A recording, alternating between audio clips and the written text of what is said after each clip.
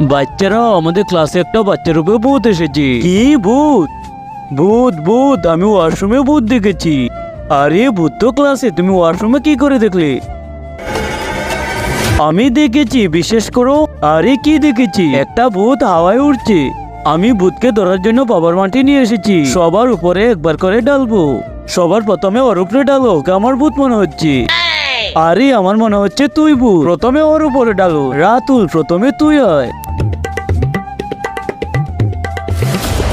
আমার কিছু হলো না, আমার ভিতরে ভূত নেই। চিঙ্কু, এবার তুই হয়।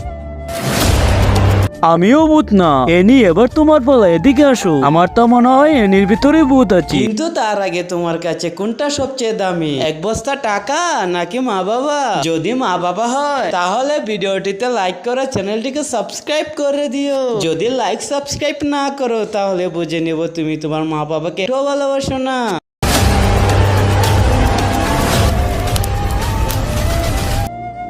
আরে আমি হলাম ভূত।